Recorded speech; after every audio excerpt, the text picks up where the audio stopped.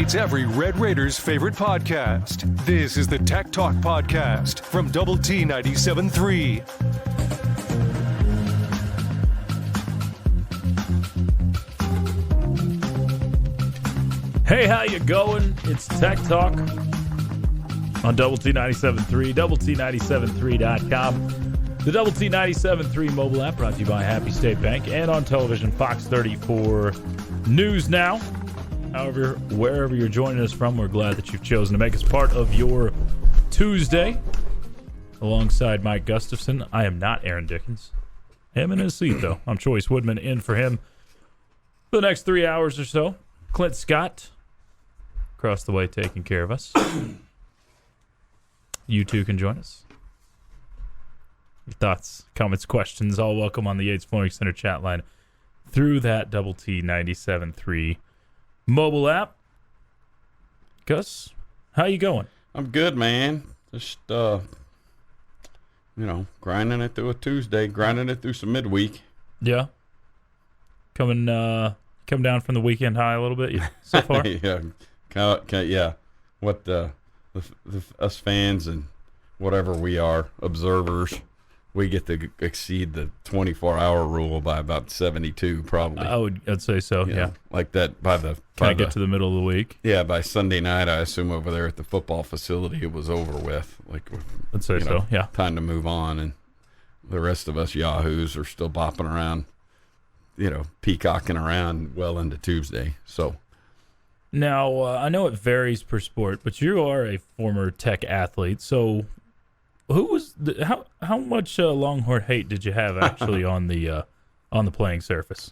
Aaron and I talked about this because he asked it differently. I think. No, you might have about who did we have the most hate for? Didn't we talk about Houston? Probably. Was it the University of Houston and the fight? Oh, the fight. Yeah, that's right. I was thinking that was 2 months you. ago. Yeah, yeah, it was. It was back in the summer. Back in summertime. Yeah, I forgot about that. So yeah, you had some Cougar hate. Obviously. Yeah, and a lot of it stemmed from that. The separation between them and us in the '80s in baseball was just, it was just off the charts how far ahead they were in everything, and it just in every aspect of it, facilities, just all of it, and then on the field product. And so while we had the Texas hate,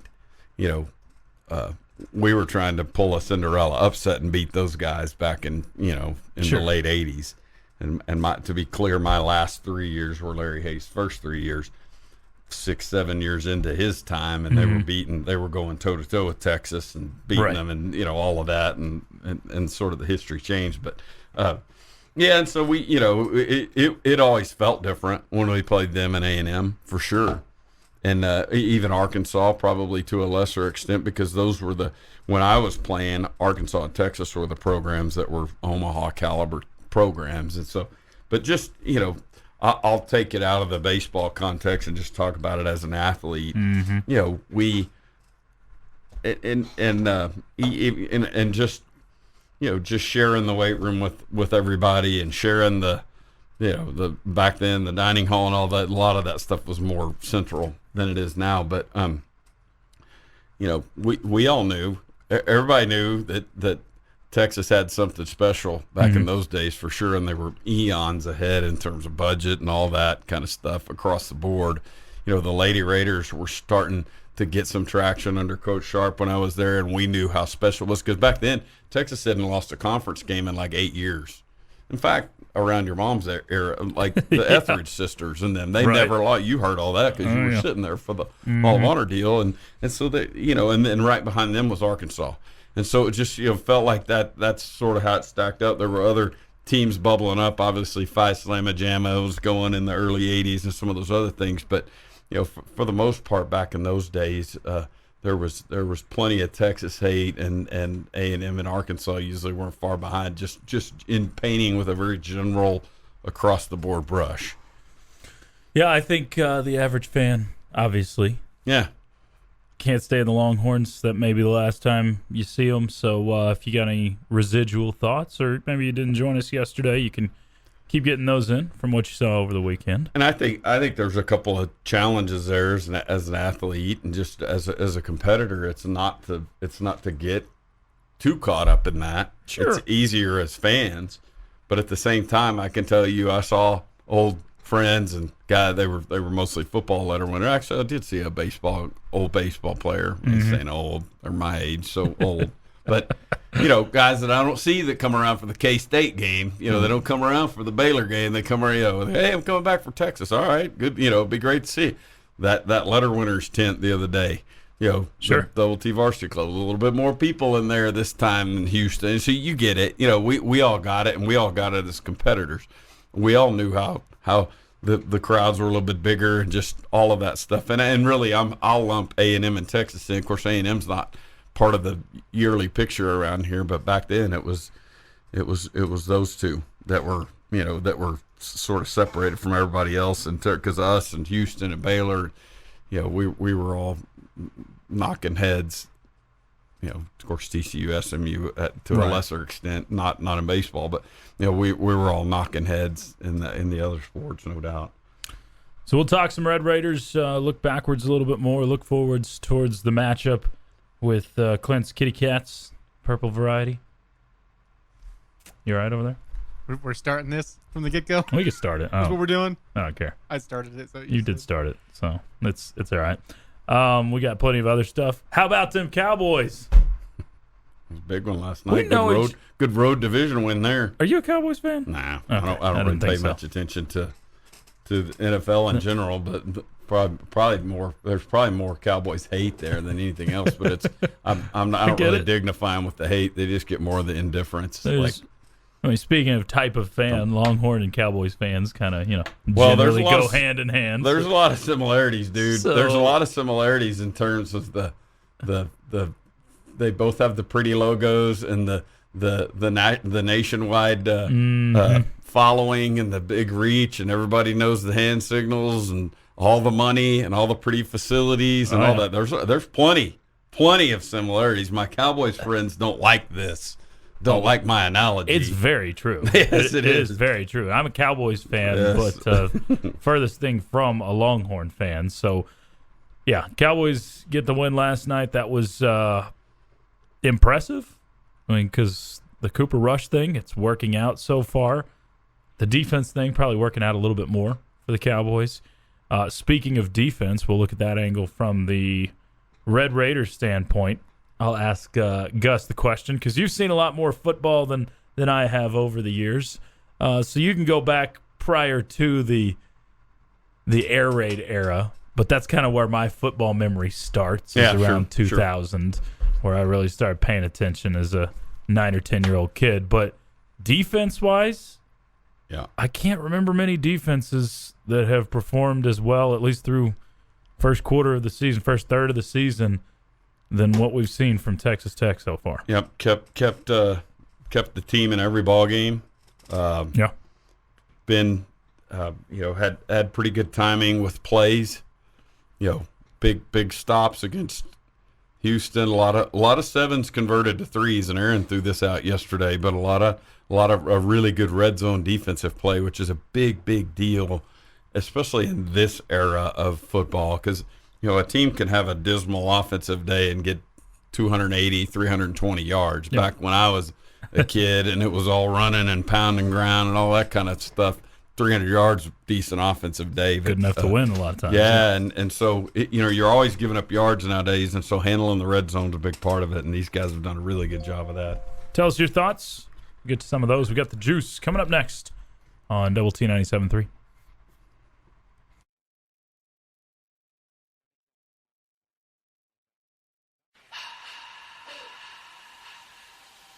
The podcast that finishes your workday in a very Red Raider way.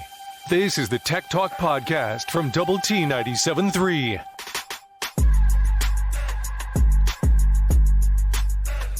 It's the juice, part of Tech Talk on Double T 97.3 and the Double T 97.3 mobile app. He's Gus. I'm Choice, and these are your headlines for this Tuesday, September the 27th. We'll start off with some good news for Red Raider football. and that is Donovan Smith being named the Earl Campbell Tyler Rose Player of the Week.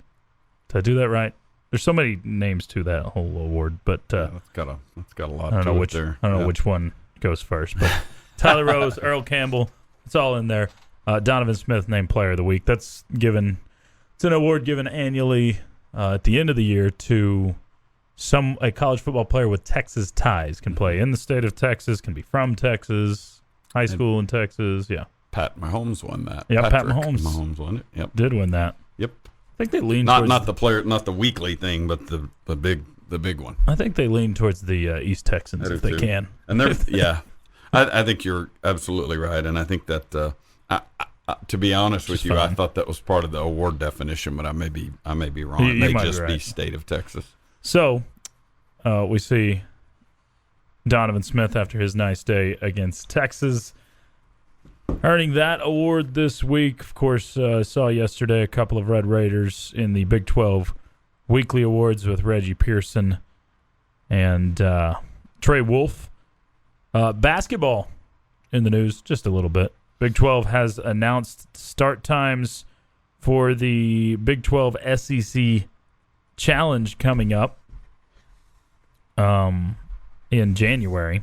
I say coming up. Still a long ways away. Red Raiders, of course, taking on LSU. That will be a 1 o'clock tip time. 4 months from now. 4 months from now. Late September to late January. Literally, But conference play has already But I started like in that. college I basketball.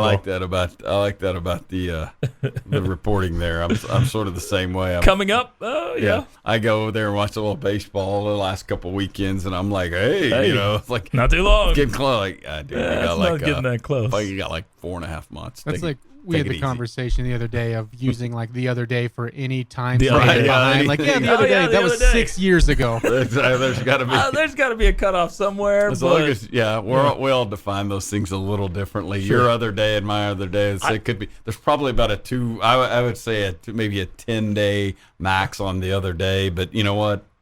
I think there's one phrase with all these loose phrases we use that you have to stick to. All right, I like it. A couple means two. Yes, that Right? I agree. 'Cause That's I a hear- cardinal sin. I right hear there. people say a couple of them. Oh, how many? Oh, yeah, 3 or 4. Like, Yeah, it's no, like saying it's couple's like two. Coke when you want a Coke? What Okay, no, kind do you want? wait, that's different. Dr. Pepper. Thank different. you. Amen. You Midwesterners, Gus. come on. Amen to you, Gus. These It's the Midwesterners. same thing. Like, no, man, you can't say a couple. Couple literally means two. Yeah. Yeah, I the mean, other that's- day when I first moved down here 10 years ago, I was very confused. Exactly. day. The other day when I moved down here before COVID. Yeah, I would give you all the other start times to this Big 12 SEC Challenge, but you don't care. I mean, we already know who they're playing. Is there a night game? Oh, I'm sorry. Yeah. Clint wants to know. Florida plays at Kansas State at 5 o'clock. And that's the latest game? No, it's 7. 7, you got 2 night games, Kansas and Kentucky. At Kentucky at 7 o'clock, and Ole Miss at Oklahoma State. Both the night games. So Okay. Tech will be up against 2 other games at 1 o'clock. Alabama, OU, Iowa State at Missouri. I wish they'd kind of stagger them a little bit, where you'd have one start at, instead of starting these all at 1, start one at noon, just kind of where you can watch them and catch the end of a lot of games instead of having so many go up against each other. I can definitely tell you I'm a fan of the SEC Big 12 thing. And It's fun. I It's fun. even don't mind the timing. I know everybody, why do we do this, outside of conference play, and I understand that as a talking point. Would you but- like to see something?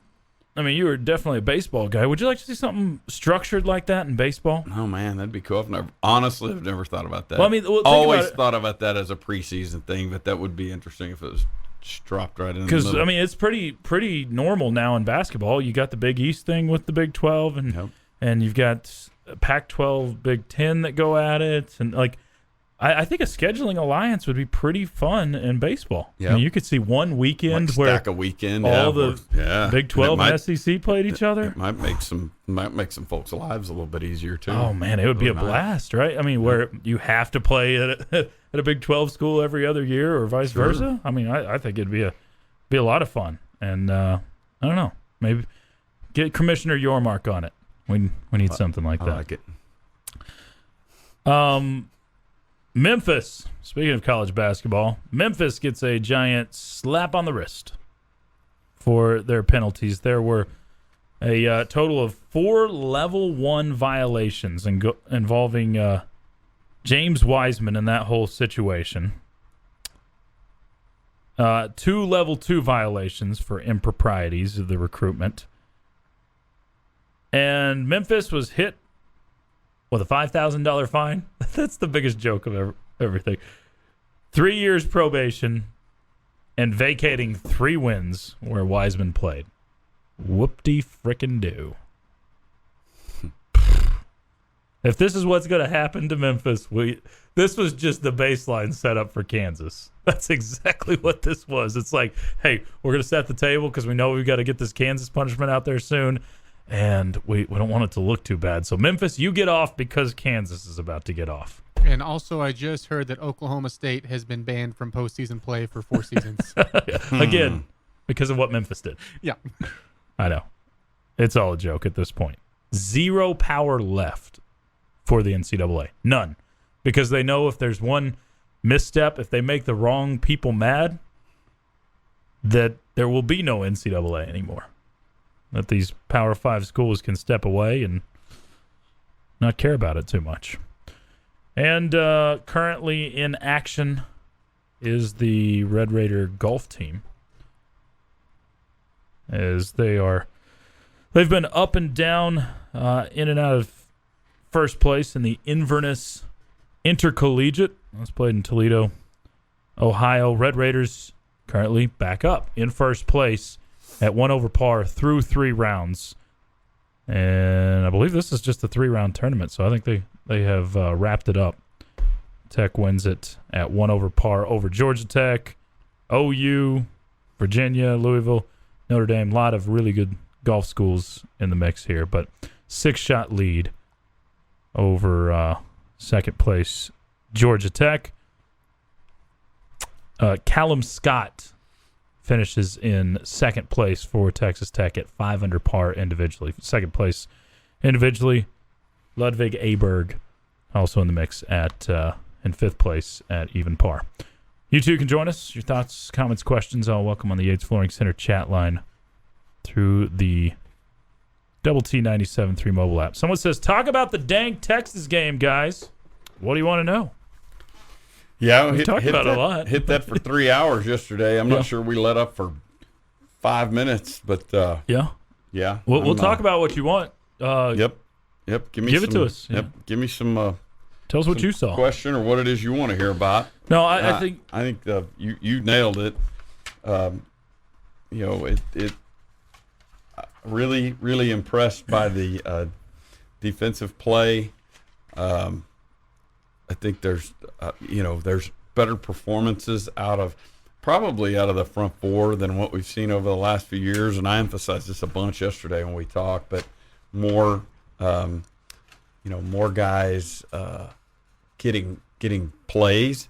And so when Bradford and Hutchins and those guys who are veterans, who have played a ton around here, when they're on the field, it's not for, I'm going to throw out a number, it's not for 80% of the plays like it was last year. Maybe this year it's big difference, 2/3 or 3/5 or 60% or something.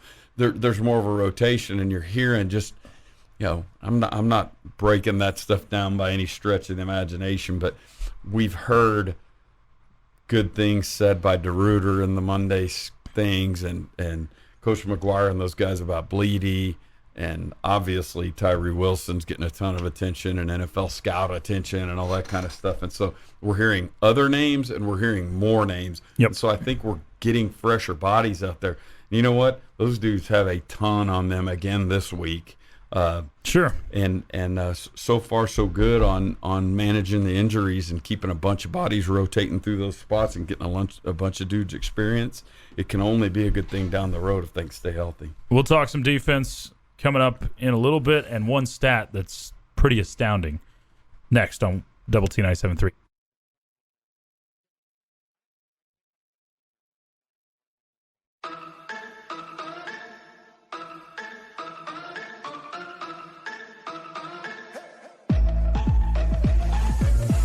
the podcast that finishes your workday in a very Red Raider way.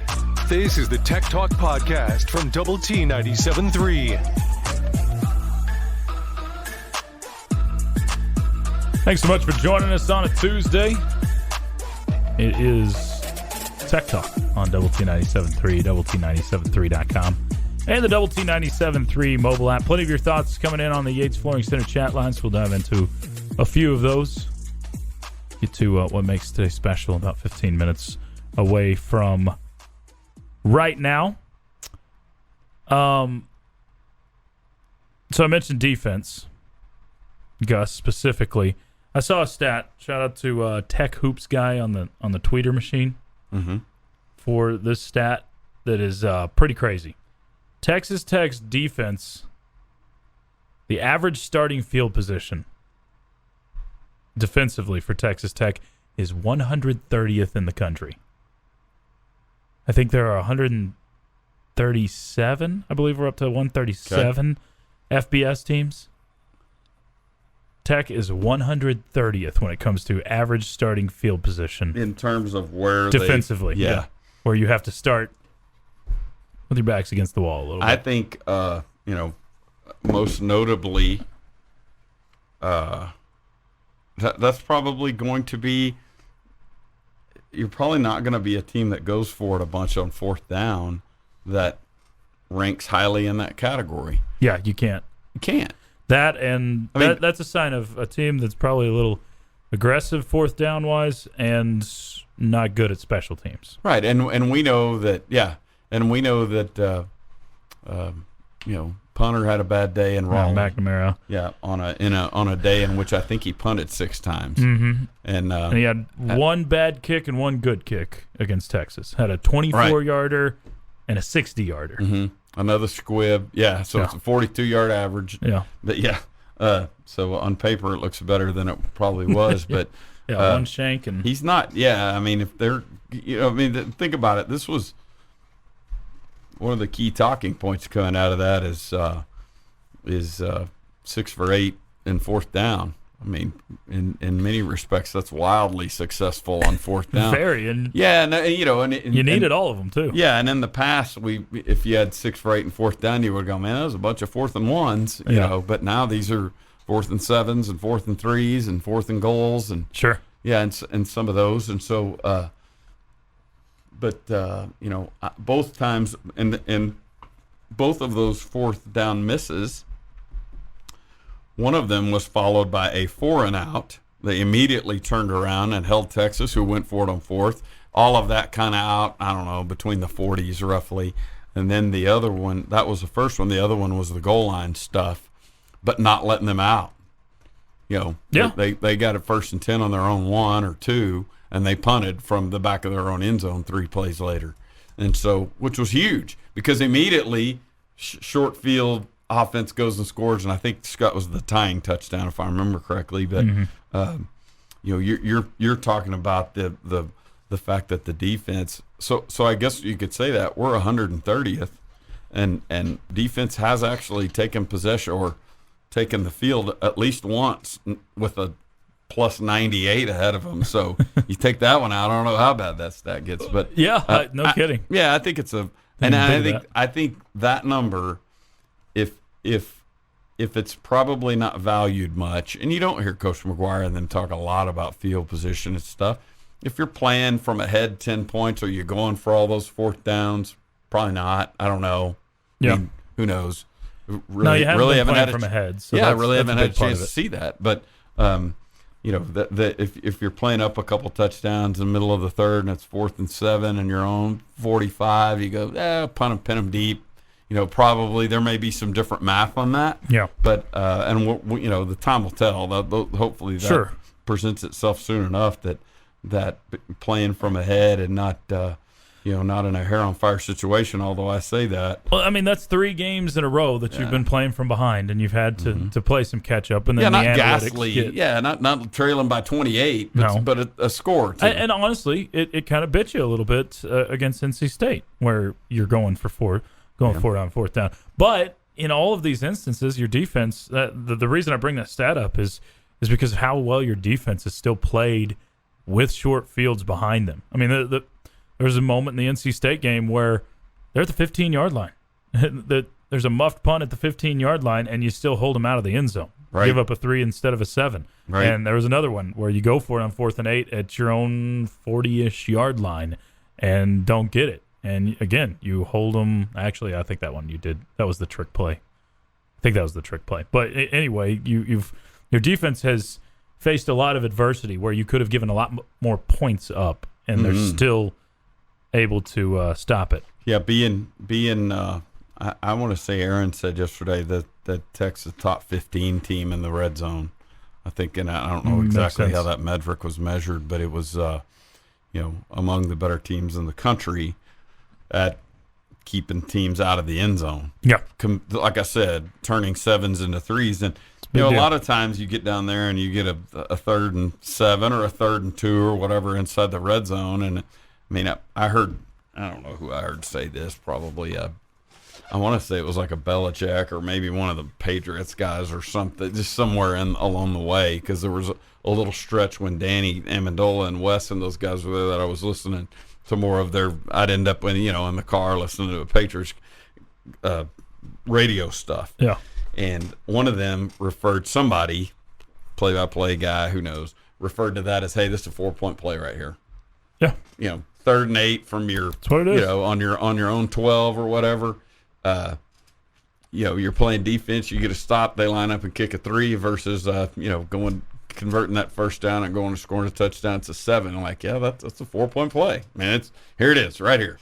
Yep. And you pegged it. There's probably no better example of that than the NC State, that you almost get a lift out of you almost get a little bit of an emotional lift out of a muffed punt turned field goal, because of course, I always bring everything back to baseball. It's my limited vocabulary, but I'm like, it's like getting bases loaded, no outs, and only giving up a run. You're like, yeah. Like you get off the field, like, hey, nice job. It's that, even though you gave up a run, it's that Still, sort of thing. Limiting damage. Yeah, exactly. And it becomes something that gives you a lift. And then on the other side, they're running off going, we got 3, and they're like, damn it. We had big opportunity there and only got 3 out of it. And so it's but I think, with regard to this defense, again, I'm knocking on wood because health is a big part of this. Obviously lost Bryce Ramirez for the year.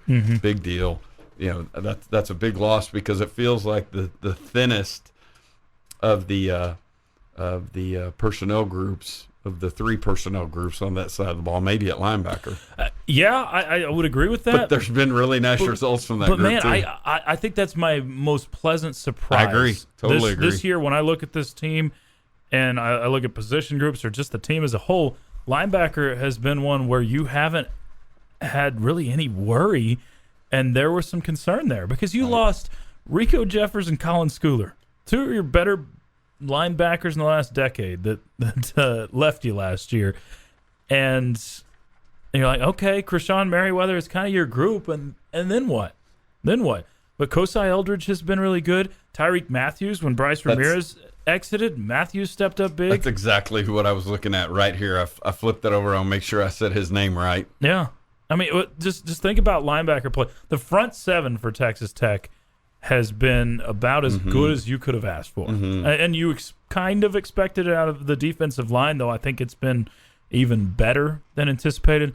But there's such a need for cohesion with the front 7, because if you don't have defensive linemen plugging holes, then linebackers are going to look bad. And when you have that cohesion like Tech has so far, and part of it is more depth on the defensive line, and that's what has resulted in my opinion, your best defense probably going back over a decade at least. Yeah. I mean, we'll see what happens. Yeah, you're going to get dinged up. Through a decent stretch here and 3. Yeah. And you've been tested. 3 That's what when we talked. Aaron and I talked about it yesterday. It's not that we're anointing the 3 teams we've played so far as this. Oh man, there's best teams on the schedule or anything else. But we can look at this team and say that of their 4 games, all three of them have presented competitive scenarios. Yeah. Right. All 3 of them have been in a situation in which the challenge was there. and the two of them obviously go into overtime. The NC State deal, and so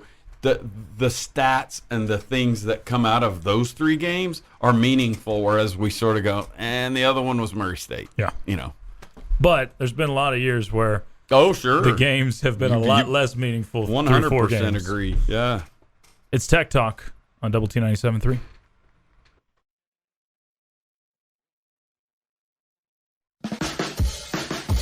The podcast put together with Red Raider fans in mind. This is the Tech Talk Podcast from Double T 97.3. Glad to be with you on a Tuesday. It's Tech Talk on Double T 97.3 and Double T 97.3.com. News on television, Fox 34 News Now.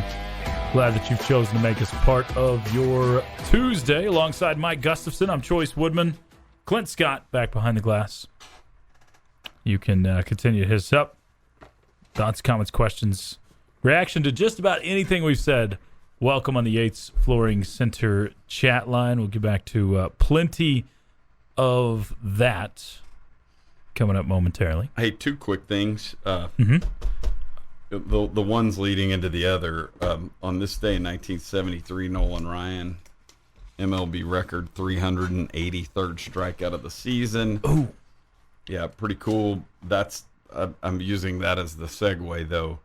Facing Nolan. It's on Netflix now. It's on Netflix I just now, saw yes. that. It's in the queue. You told me about it months ago, and I'm ready. I'm going to watch it. Yeah, like the listeners. Actually, I've got a road trip this weekend that Yeah, I will there you probably go. end up downloading that and watching. I mean, it's a movie length deal. It's not a little 30-minute deal. Yeah, it's not built around TV commercials. I think it's an hour and 45. I think that's what it was. Yeah. Kind of movie. And Brooks and I, my son, saw it. The one day it was like, it kind of went out and it was in theaters on April 27th or whatever. We went to the theater here. Which I hadn't even heard of it. But we stumbled across. You told me. I stumbled across it on an ad. I mean, their ad placement worked well wherever I heard it. It was probably on a satellite radio thing during a Cardinals broadcast. Who knows? But whatever. It may even been during a Rangers broadcast here. But sure. on 97.3, I don't remember. But because of the Rangers tie, it could have even been Astros and Rangers related. Now that I think about Possibly. it. But yep. Anyway, it's run its course with all that stuff, and now it's available on Netflix again. It's called Facing Nolan, and it's sort of a documentary of his life. But it's tons of interviews and stuff, tons of highlights. Got the Robin Ventura fight, got the the Bo Jackson ground ball thing that hit him in the mouth, and he's bleeding all over the place and gets back on the mound and pitches. Remember, the bloody Nolan Ryan photos aren't from the fight with the Robin Ventura. Don't get that wrong. But just tons of stories, and then even current stuff, because his grandkids are all like high school and college age looking, and so there's just the whole thing's really good. Tons of footage of him when he was young with the Mets, and all the records he set, and all the no hitters and all that stuff. So that Nolan Ryan thing, highly encourage. The other thing that's cool that's happening with the Rangers this weekend is it's Tom Greaves last week retiring. I did see that. Yeah, Tom Greaves retiring. He did the playing. He was a player. He was the GM. He was the GM when they drafted Donald Harris. The highest drafted guy ever from Texas Tech. They took him 2 picks ahead of Frank Thomas. So they kind of missed on that one. But, and then have been a broadcaster, been part of the broadcast team for 30 years. I don't know, 25 years probably. Somewhere in there, yeah. So I remember him being on as long as I was. Yeah, Fox Southwest back then, and probably HSE and whoever else, because I think when he stepped out of the. This would be the difference. He had John Daniels' role, gets out of that role, and says, "Yeah, I'll broadcast games instead of just flying the middle finger and going it's to kind of like Oakland or whatever." Look at it as Gary Ashby. Yeah, that's kind of how I view it. I've always thought of those two in the same vein, where you stay around, you don't have hard feelings, or I'm sure there were at some point on both. Yeah, you got past them pretty quick because of a loyalty to. Exactly. I'm glad you brought that up, because I've always had that same. I've told this to Coach. I call him Coach. He recruited me. That's how I got to know him when I was a kid. But to Coach Ash, it's like, hey, And he talks about it on his show a couple times a year, and I got fired by T. Jones, there was probably some hard feelings and angst and stuff, but he said we had two decisions. And he said, like, his version of it was that he told T. Jones, I'm not going anywhere. I'll be here long after you're gone, or probably he was probably bowing his neck and not happy about the situation. But he was right about it, and within, because I've got broadcast, old videotapes and stuff that we digitized of him on radio calls when I played. So, and he was my coach as a freshman. So within 2 or 3 years, he was on the radio and coming around, and so and part of that had to do with he had. He had a friendship with Larry Hayes, and so I'm sure that helped too. Right. Didn't bring in his arch enemy to come coach or whatever, and so it was probably easy for them to all embrace each other and keep going. But yeah, that's Tom Greaves' final weekend this weekend, and I think he's going to be on all 3 calls or however much of it is. Sure. In Arlington, so cool stuff there. But yeah, absolutely. Back to the football. T-Money asked, Choice or Gus, just curious, what were the TV numbers like for Tech and UT game, and where does one find those from week to week? There's only one place I go to, I believe it's Sports Media Watch, is where I check out the ratings when I want to. It usually gives you the college stuff and then kind of the week over week, comparing it to the same slot last year, station and game time. But I don't believe they have the week 4 up yet. They should come out sometime today, but I haven't seen the week 4 up yet for Sports Media Watch. I did see someone tweet that there were 2.2 million viewers for the game, which is a large number for a Tech game. In comparison, the NC State game in Raleigh the week before was 747,000 viewers. And any time you play UT, it's going to have a lot of viewers. But 2.2 million would be somewhere in line with probably top 7 or 8 for the week, but we'll reload those when they become more official. Yeah, one of the key metrics with the Texas OU thing and even USC UCLA, especially with the Texas OU, we saw that like when they would take Texas or OU out of the top. I mean, it was a big number, top 40, 50 last of the highest rated top 50 broadcasts over those like the last 4 or 5 years or something like that. There was only 3 of those games that it was a big number. It was like 3 of 50 that didn't involve either OU or Texas, and so there's no question that the TV sets are turned on. Maybe I'm dating myself that the streams and well, no, I think that's part of the one thing that's bad about this weekend when you look at it. That this game's going to be on ESPN Plus. I've seen a lot of complaints about that sort of thing. That's bad for Texas Tech and bad for Kansas State. Not that that platform's there, but that you're having a conference game among 2 teams who just knocked off the 2 Texas teams and leaving. OU. Yeah. It's a bad thing for these schools because there are less people that are subscribed to ESPN Plus than have regular television. And I'm not saying you should broadcast this on ABC or CBS or anything like that, but the fact that it's on ESPN Plus is really going to skew the numbers when you look at average numbers for both of these schools. Yep. And this will be the second ESPN Plus game for Texas Tech. Obviously, Murray State, that's what it is. Yeah, sure. But to have a conference game on there, that's where ESPN Plus is almost used as a crutch for ESPN or for the Big 12 conference instead of it being a primary thing like it would be for basketball or something. Yep, and I think I was surprised this time last week when they announced the 6-day window. Yeah, because usually those are not until early November when they're waiting to see standings. And, sure. If this team wins here, then they'll be playing for the championship or first place next week. Mm-hmm. And they invoked it, I think, for maybe that OSU Baylor game. There was 2 games, and they wanted to see the results. And it's like, dang, if we would have been part of that picture, like, hey, these 2 teams are the ones just coming off of that, maybe they give them a little bit better placement. But they.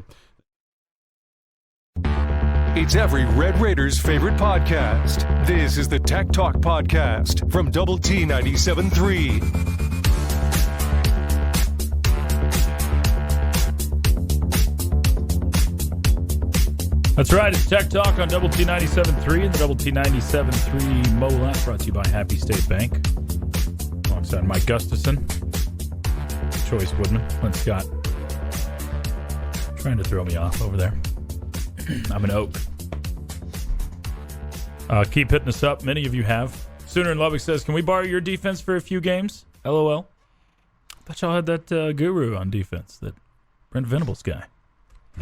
I think you're going to figure it out. Of course, you could snapshot the worst of any fan base after any loss, and it's, none of it's going to look good. But there's some Twitter feed that's like message board meltdowns or something that's some generic, and it's redoing that. And the Sooners got feature